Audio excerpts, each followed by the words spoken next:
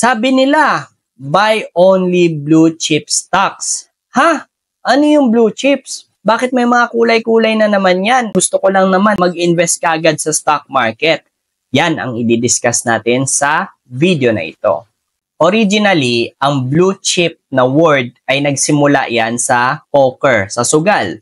Na yung chips na ginagamit nila pang sugal, at that time, mga around 1920s, yan yung merong greatest value. Yan yung may pinakamalaking halaga. Kaya kung may mga blue chip ka sa casino, matik, mapera ka. Ngayon, kapag sinabing blue chip stock, it describes as $200 per share company or mga multi-billion companies.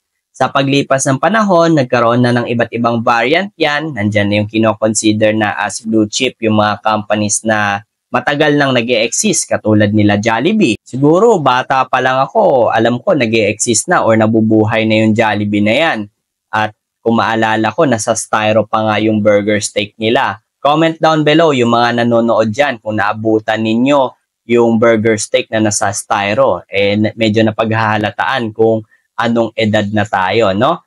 Meron din na kapag kasama ka sa index is kino-consider na as blue chip. Katulad sa Philippine Stock Index, PSEI, sa Dow Jones, sa S&P 500. Yan yung mga iba't ibang uri. Meron naman ang batayan is dapat ang market capitalization mo at least 10 billion. So paano computein ang market capitalization?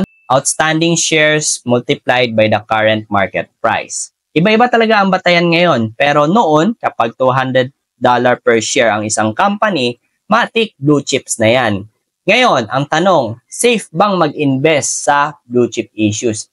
Yan ang i-discuss natin sa susunod na video.